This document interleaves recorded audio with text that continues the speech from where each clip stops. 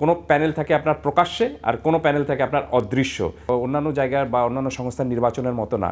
এখানে আপনি কাউন্সিলর কারা হবেন, সিস্টেমটা কি, গঠনতন্ত্রটা কি, সেটাও কিন্তু আগে জানতে হবে। সবাই যখনই ক্ষমতায় কেউ থাকে তখন সবাই চায় একটা জিনিসে যে আমার লোক যেন ক্রিকেট বোর্ডে আসে, আমার লোক যেন ফুটবল ফেডারেশনে যায়। একদম পরিচ্ছন্ন নির্বাচনের যে বিষয়টা আপনি বলছেন সেটা সবসময় কিন্তু অপূর্ণই থেকে যাবে। কাসা ভাই, আজকে বিসিবির একটা বোর্ড মিটিং হয়েছে, সেই মিটিংয়ে সিদ্ধান্ত এসেছে নির্বাচনে 3 সদস্য বিশিষ্ট একটা নির্বাচন কমিশন গঠন করা হবে।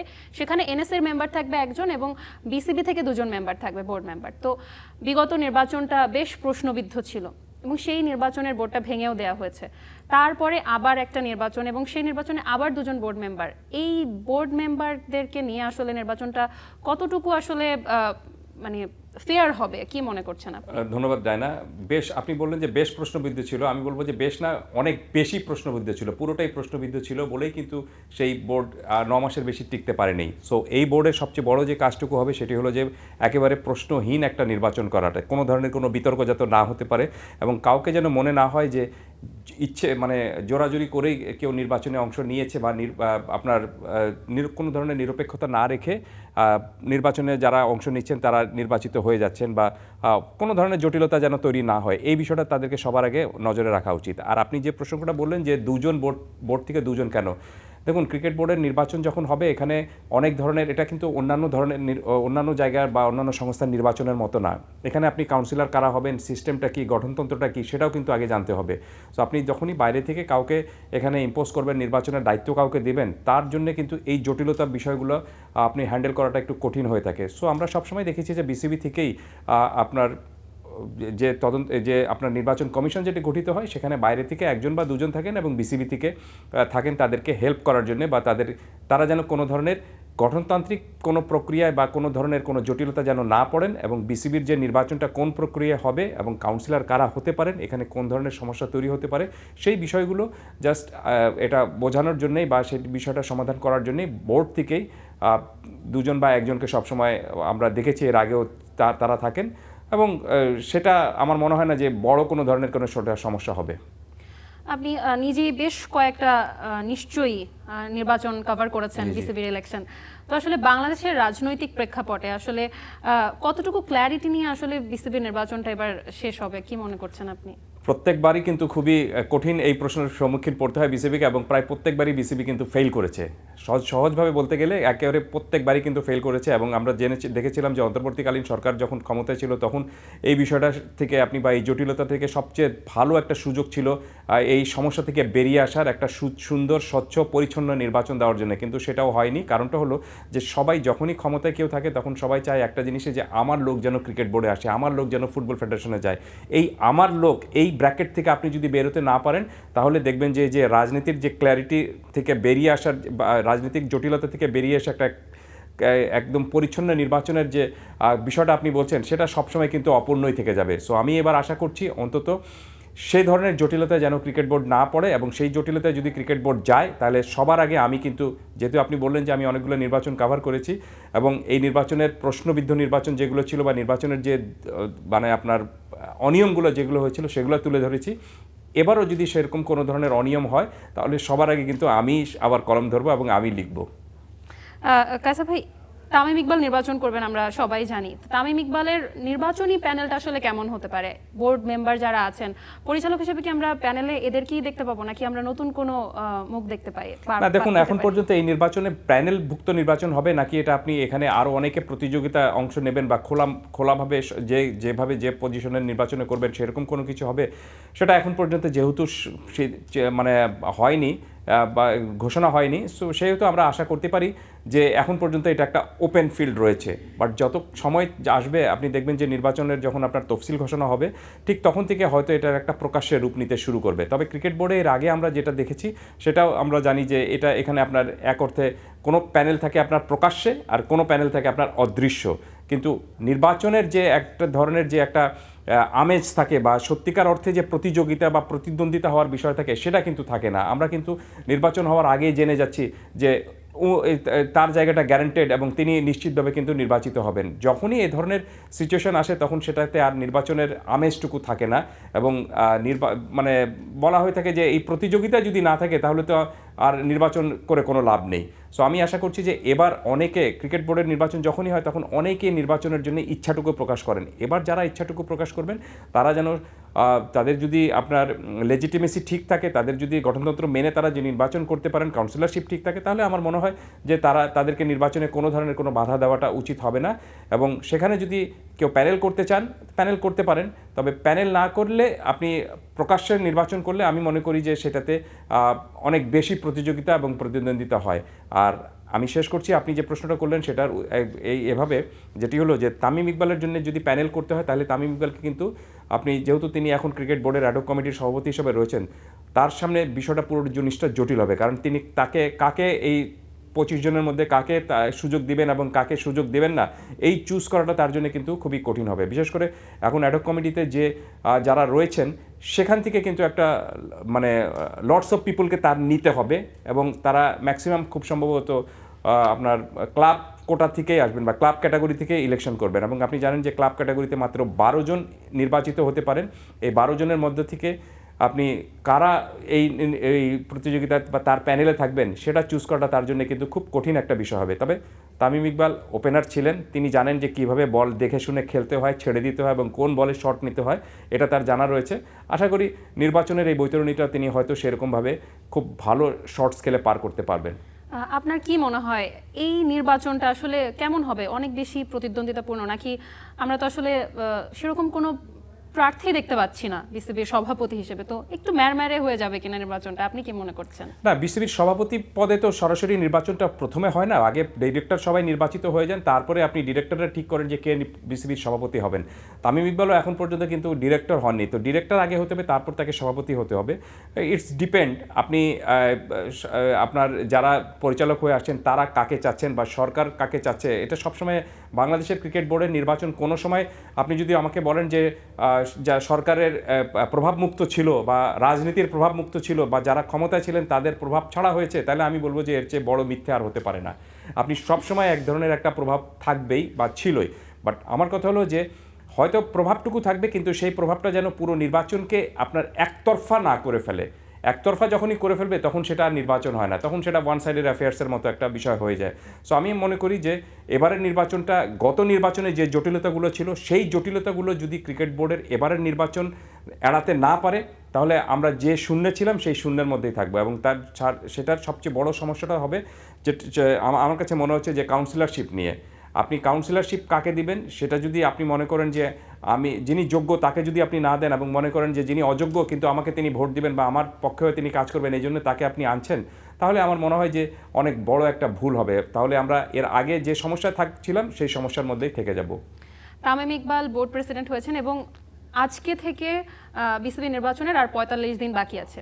তো এই অল্প সময়ে যে কয়দিন আসলে তামিম ইকবাল অ্যাডহক কমিটির সভাপতি হিসেবে বোর্ডে এসেছেন, তিনি ক্যাপ্টেন্স কার্ড চালু করেছেন, আজকে তিনি বলেছেন তিনি ক্রিকেটার্স লাউঞ্জ করছেন এবং কোয়াবের একটা ফিক্সড অফিস করছে হোম অফ ক্রিকেটে। তো তামিম ইকবালের এই পদক্ষেপগুলো আসলে আপনি কিভাবে দেখছেন? দেখুন, তামিম ইকবাল খুব সম্ভবত 7 এপ্রিল এসেছিলেন এবং আজকে আমরা কথা বলছি তখন 4 মে, 1 মাসও হয়নি।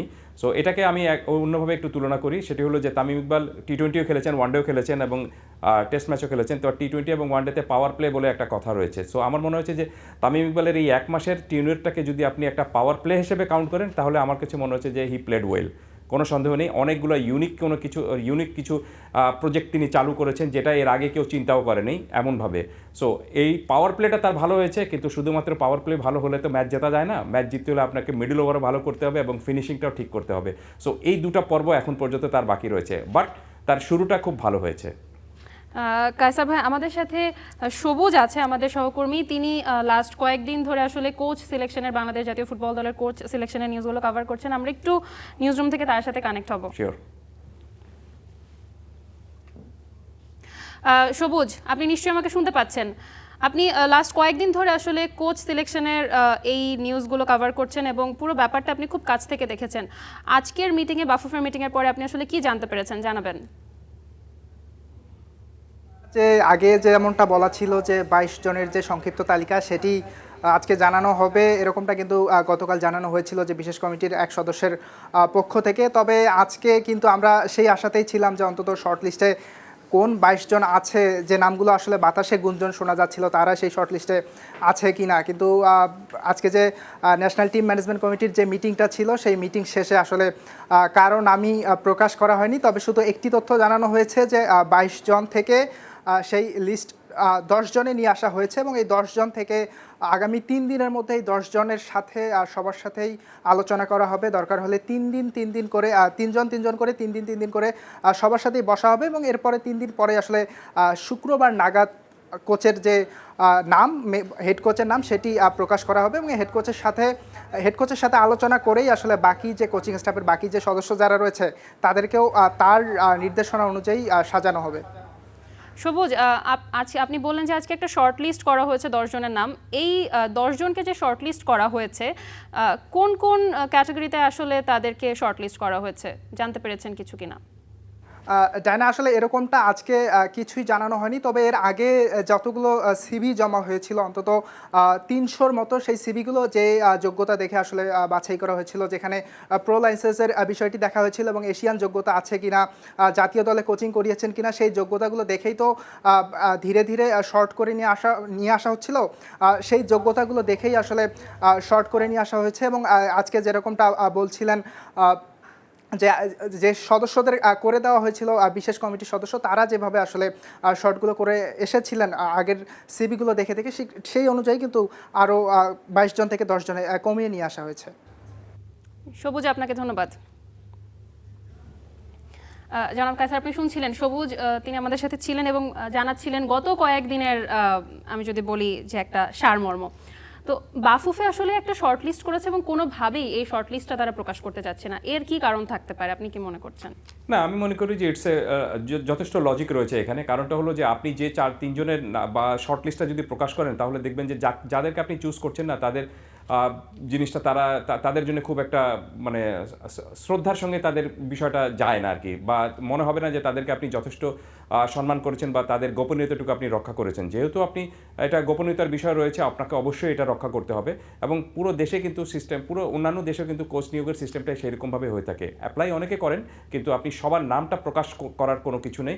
আপনি এই যারা অ্যাপ্লাই করছেন তাদের মধ্যে থেকে শর্ট লিস্ট করে আপনার যাকে পছন্দ, আপনার বোর্ডের সঙ্গে যিনি যান, আপনার খেলার স্টাইলের সঙ্গে যিনি যাবেন, আপনার এখানে সামনের যে কয়েক বছরের পরিকল্পনা রয়েছে সেই পরিকল্পনার সঙ্গে আপনি অ্যাডজাস্ট করতে পারবেন কিনা সেটার একটা বিষয় রয়েছে। প্লাস আপনার সুযোগ সুবিধা বা আপনি নেগোসিয়েশনের যে পর্যায়ে সেখানেও সেটাও কিন্তু একটা রয়েছে। তার সবচেয়ে বড় বিষয়টা রয়েছে যে যাকে আপনি আনবেন তিনি আপনার দেশের জন্য বা আপনার জাতীয় দল যারা রয়েছে তাদের খেলার সঙ্গে তিনি ফিট কিনা বা তিনি কি চান তাদের সাথেও কিন্তু একটা কথা বলতে হবে। আর 300 জন অ্যাপ্লাই করলে আপনি নিশ্চিতভাবে 300 জনের সাথে তার কথা বলতে পারবেন না।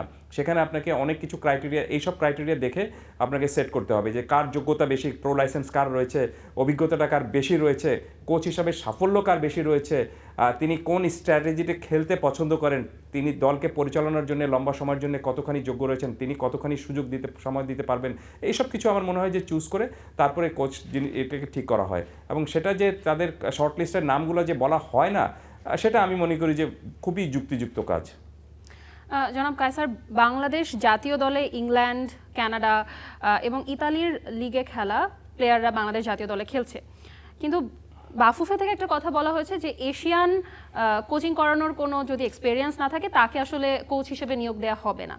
তো আসলে যেখানে বাংলাদেশের জাতীয় দলে ফরেন প্লেয়াররা অলরেডি খেলছে, অরিজিন প্লেয়াররা খেলছে, তো সেক্ষেত্রে এই জিনিসটা আসলে কেন এসেছে, কি মনে হচ্ছে? না, আমার মনে হয় না যে এটা বড় কোনো ধরনের বিষয় হতে পারে। কারণটা হলো যে আপনি এই এশিয়ান যদি আপনি কোচিং করানোর অভিজ্ঞতা না থেকে আর্জেন্টিনার যিনি কোচ রয়েছেন বা আপনি ইংল্যান্ডের যিনি কোচিং করিয়েছেন তার শুধুমাত্র যদি আপনি এই যোগ্যতা দিয়ে তাকে যদি বিবেচনা করেন তাহলে আমার মনে হয় যে না, এটা বড় কোনো একটা তার গুণাবলী হতে পারে বা আপনি তাকে আপনার মাইনাস করে দিতে পারবেন আপনি এটার কারণে। I don't think so. এটা আমার মনে হয় না যে সেটা করা উচিত। করতে হবে যেটা আমি বললাম যে সার্বিকভাবে তিনি পুরো দলটাকে পরিচালনা করতে পারেন কিনা সেটা আগে দেখতে হবে। যেমন এর আগে আমাদের এখানে আর্জেন্টাইন কোচ এসেছিলেন, আপনি ব্রাজিলের কোচ এসেছিলেন, আর্জেন্টিনার আন্দ্রেস ক্রুসিয়ানি এসেছিলেন, ব্রাজিলের ডিডো এসেছিলেন, তো তারা কি এর আগে আপনি সবসময় এশিয়ার কোনো কোচিংয়ের সাথে জড়িত ছিলেন, বা এশিয়ার কোচিংয়ের সাথে জড়িত থাকলেই তাদেরকে যে এখানে নিতে হবে? Not necessary. আমার মনে হয় যে এশিয়া, ইউরোপ বা দক্ষিণ আমেরিকা, এই যে মহাদেশীয় কেন্দ্রিক বিষয়গুলো, এইগুলো থেকে আপনাকে বেরিয়ে আসতে হবে এবং মূল যোগ্যতা বা মূল আপনার মর্যাদা দিতে হবে, বা আপনাকে প্রায়োরিটি দিতে হবে যে তিনি আসলে ক্যাপাবল কিনা, তিনি একটা জাতীয় দলকে পরিচালনা করার জন্য ক্যাপাবল কিনা। আর আপনি যেভাবে বললেন যে বাংলাদেশে এখন কিন্তু আপনার অনেক প্রবাসী ক্রিকেট ফুটবলার যারা রয়েছেন, তাদেরকে সবাইকে নিয়ে একটা পুরো সিঙ্ক্রোনাইজ করে পুরো বাংলাদেশ দলকে খেলতে হবে। সো এখানে বাংলাদেশ দল কিন্তু এখন আর আগের মতো দল না যে আপনি এখানে এসে সব পুরো একেবারে নতুন করে সবাইকে শেখাবেন, তা কিন্তু না। এবং যখনই আপনি এই ফুটবলাররা এক একজন এক একটা জোন থেকে এসেছেন, কেউ ইউরোপ থেকে এসেছেন, কেউ আমেরিকা থেকে এসেছেন, কেউ এশিয়া থেকে এসেছেন, বাংলাদেশেও অনেকের যারা রয়েছেন, তো সব কিছুকে একসাথে মিক্স করে একটা সিঙ্ক্রোনাইজ করে, এবং তাদের সব পুরো এক একজনের খেলার স্টাইল এক এক রকম, এক একজনের স্ট্র্যাটেজি এক এক রকম, কিন্তু সব কিছুকে আপনি একটা মানে এই টিম হিসাবে গড়ে তোলার জন্য যে যোগ্যতা দরকার, আমি মনে করি যে সেরকম কোচ বাংলাদেশকে খোঁজাটা উচিত। এবং আমি নিশ্চিত বাংলাদেশ ফুটবল ফেডারেশন তেমন কোচকে পাওয়ার জন্যই আশাটুকু করছে। সামনে বাংলাদেশ জাতীয় ফুটবল দলের 2টা ইভেন্ট আছে, একটা হচ্ছে 4 জাতি টুর্নামেন্ট আর একটা হচ্ছে স্যান মারিনোতে বাংলাদেশ জাতীয় দল যাচ্ছে। তো নতুন কোচ অ্যাপয়েন্টেড হওয়ার পরে তিনি আসলে দলের সাথে স্যান মারিনোতে যাচ্ছেন।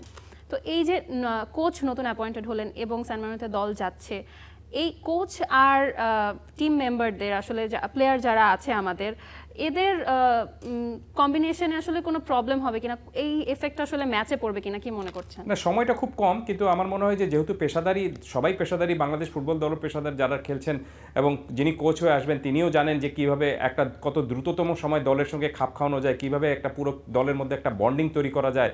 আর হয় কি যে যখনই আপনি এখন ভিডিওতে খেলা অ্যানালাইসিস এমন পর্যায়ে চলে গিয়েছে যে একটা দলের কয়েকটা ম্যাচ দেখলে কিন্তু আপনি বুঝতে পারবেন যে আপনাকে কোন ক্রাইটেরিয়া বা কোন স্টাইলে আপনাকে দল সাজাতে হবে, বা কোন স্ট্র্যাটেজি নিয়ে সামনে বাড়তে হবে। সো আমার মনে হয় না যে এটা বড় কোনো ধরনের সমস্যা তৈরি হবে, বরঞ্চ আমি মনে করি যে বাংলাদেশ ফুটবল ফেডারেশন যে সিদ্ধান্ত নিয়েছে যে আপনি ন্যাশনাল টিমের একটা বি টিম করবে বা দ্বিতীয় জাতীয় দল করবে, it's a very good decision আমি মনে করি। কারণটা হলো যে যখনই আপনার খেলোয়াড় সংখ্যা বেশি থাকবে, তখন আপনি যদি একটা জাতীয় দলকে দুভাগে ভাগ করতে পারেন, তাহলে দেখবেন যে দলের বিকল্প খেলোয়াড় পাওয়ার একটা সম্ভাবনা কিন্তু আপনার কাছে খুব ভালো থাকবে। আর যখনই আপনি এরকমভাবে জাতীয় দল এ, জাতীয় দল বি এরকমভাবে তৈরি করবেন, যারা মূল দলের সুযোগটা পাবেন না, তাদের মধ্যে এক ধরনের তাড়না থাকবে যে আমাকে ভালো পারফরমেন্স করতে হবে, তাহলে আমি যেন মূল দলের সুযোগটা পেয়ে যাই। সো এটা আপনার একটা প্রতিযোগিতা করার জন্য বা আন্তঃপ্রতিযোগিতার জন্য পুরো দলের মধ্যে এক ধরনের আন্তঃপ্রতিযোগিতা তৈরি হয়ে থাকে। তো ফুটবল ফেডারেশন যে সিদ্ধান্ত নিয়েছে, এটা যে ইটস এ গুড ডিসিশন আমি মনে করি। যে মালদ্বীপে যে দল খেলতে যাবে সেটাও ন্যাশনাল টিমের আরেকটা পার্ট হবে, এবং স্যান ম্যারিনোতে যেটা খেলতে যাবে সেটা তো প্রপার আপনার ন্যাশনাল টিমই খেলবে। আর বন্ডিংয়ের কথা যেটা বললেন, আমার কাছে মনে হচ্ছে না যে পুরো দলের সঙ্গে নতুন কোচের বন্ডিংয়ের জন্য তেমন বড় কোনো সমস্যা হবে। ধন্যবাদ কায়সার। আমরা আসলে ফুটবল ক্রিকেট নিয়ে কথা বললাম, এবার যদি আমরা একটু নতুন করে স্পোর্টসে আসি, তাহলে দেশের সার্বিক ক্রীড়াঙ্গন নিয়েই আজকে আমাদের আলোচনাটা হয়ে যায়। সিলেটে মাননীয় প্রধানমন্ত্রী যে তিনি নতুন করে স্পোর্টসের উদ্বোধন করে এসেছেন, এবং সেখানে প্রায় 1,61,000 কিশোর কিশোরী কিন্তু অ্যাপ্লাই করেছে। তো এই জিনিসটা আসলে আমাদের ক্রীড়াঙ্গনের জন্য কতটুকু পজিটিভ, এবং নতুন সরকার আসার পরে খুব অল্প সময়েই তারা কিন্তু আমরা দেখছি যে খুবই ক্রীড়ামোদী একটা সরকার, এবং তারা সবাই আসলে স্পোর্টসের দিকটা খুবই হাইলাইট করছে। এই জিনিসটা অবশ্যই আমি মনে করি যে ইতিবাচক একটা দিক। আর জিনিসটা হলো কি যে আপনি যে কোনো একটা জিনিসের বিষয়ে সফল হতে পারবেন যদি আপনি উভয় পক্ষ থেকে যদি আপনি দেখবেন যে ইচ্ছাটা এবং ইতিবাচক মনোভাবটা যদি থাকে। ঠিক বাংলাদেশ সরকার ক্রীড়া মন্ত্রণালয় যেরকমভাবে একটা ইতিবাচক আগ্রহ দেখিয়েছে এই নতুন করে স্পোর্টস নিয়ে, ঠিক একই রকমভাবে এই যে আপনি বললেন যে আবেদনের মাত্রাটা প্রায় 1.5 লাখের মতো হয়েছে, তার মানেটা হলো প্রায় 1,61,000 মতো হয়েছে। তার মানেটা হলো যে আপনি ওই পক্ষ থেকেও কিন্তু আগ্রহটা প্রচুর রয়েছে। এখন দেখতে হবে যে আমরা সত্যিকার অর্থে যদি এখান থেকে প্রতিভা অন্বেষণ করতে পারি, এবং যে ইচ্ছা নিয়ে বা যে তাগিদ নিয়ে পুরো এই আপনার নতুন করে স্পোর্টস এই প্রজেক্টটা চালু হয়েছে, এখান থেকে যদি আমরা কয়েকজন ভালো প্রতিভাবান আপনার ক্রীড়াবিদকে পেতে পারি বিভিন্ন সেক্টরে, শুধুমাত্র একটা ফুটবল ক্রিকেট বা অন্যান্য সেক্টরে না, আপনি বিভিন্ন সেক্টর থেকে যদি আমরা এখান থেকে ক্রীড়াবিদকে পেতে পারি, তাহলে আমার মনে হয় যে যে কারণে যে ইচ্ছা নিয়ে এই প্রজেক্টটা নেওয়া হয়েছে এই প্রজেক্টটা সফল হবে। আর বর্তমান ক্রীড়া প্রশাসনকে ধন্যবাদ দিতেই হচ্ছে, বা বর্তমান আপনার সরকার যে পরিচালনায় যারা রয়েছেন বিএনপি সরকার, তারা স্পোর্টসটাকে খুব প্রায়োরিটি দিচ্ছেন। এবং আমার কাছে মনে হচ্ছে যে স্পোর্টস ওরিয়েন্টেড একটা জাতি যদি আপনাকে গড়ে তুলতে হয়, তাহলে স্পোর্টিং নেশন হিসেবে যদি আপনাকে গড়ে উঠতে পারেন আপনি, তাহলে দেখবেন যে অন্যান্য অনেক সমস্যা কিন্তু আপনার দূরীভূত হয়ে যাবে। আর যে কোনো একটা সাফল্য পেতে হলে বা ইন্টারন্যাশনাল এরিনায় আপনাকে সাফল্য পেতে হলে স্পোর্টসে অবশ্যই আপনাকে স্পোর্টিং নেশন হয়ে উঠতে হবে। শুধুমাত্র আপনি যখন খেলা হবে তখনই হাততালি দিবেন, আর যখন জিতবেন তখনই শুধু আনন্দ করবেন, আর যখন দল হারবে তখন গালাগালি করবেন, সেটা কিন্তু স্পোর্টিং মানে আবহাওয়ার সঙ্গে যায় না। সো দল যখন খারাপ করবে তখনও দলের সঙ্গে থাকতে হবে, এবং দল যখন ভালো করবে তখনও দলের সঙ্গে একসঙ্গে আনন্দ করতে হবে। এই স্পোর্টিং নেশন হিসেবে গড়ে তোলার জন্য আমি মনে করি যে বর্তমান ক্রীড়া প্রশাসন যেসব উদ্যোগগুলো নিয়েছে সেসব উদ্যোগগুলো খুবই ইউনিক, এখন পর্যন্ত আমার কাছে ইউনিক মনে হচ্ছে। আশা করছি তারা যেন তাদের এই প্রজেক্টগুলোতে সফল হয়। এবং আমরা আরও একটা বিষয় জানতে পেরেছি, যেই দিন নতুন করে স্পোর্টসের উদ্বোধন হয়েছে সেদিনই আমাদের ক্রীড়া প্রতিমন্ত্রীর থেকে একটা ঘোষণা এসেছে যে ব্যারিস্টার জাইমা রহমানকে আমরা স্পোর্টস ডিপ্লোমেসিতে পাচ্ছি।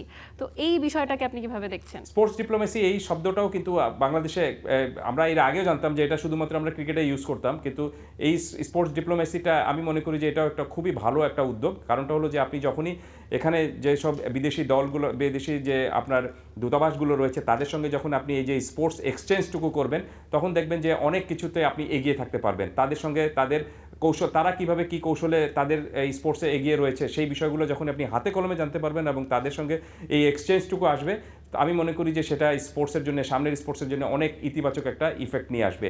আর এটার সঙ্গে যখনই আপনি কোনো একটা আইকনিক ক্যারেক্টার জড়িত থাকবেন, তখন দেখবেন যে আপনি বাকি কাজটুকু খুব সহজ হয়ে যায়।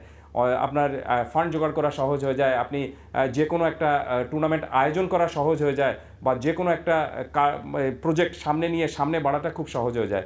সেক্ষেত্রে আমি মনে করি যে প্রধানমন্ত্রীর তনয়াত আপনার জাইমা রহমানকে যে এখানে এঙ্গেজ করা হচ্ছে, আমি জানি না এখন পর্যন্ত যে এইটা পুরোপুরি আনুষ্ঠানিকভাবে এসেছে কিনা এই সিদ্ধান্তটুকু। যদি এসে থাকে তাহলে আমি মনে করি যে এটাও খুবই একটা ইতিবাচক একটা সিদ্ধান্ত হবে। থ্যাংক ইউ সো মাচ ইমাম কায়সার ফর কামিং টুডে। ধন্যবাদ আপনাকে।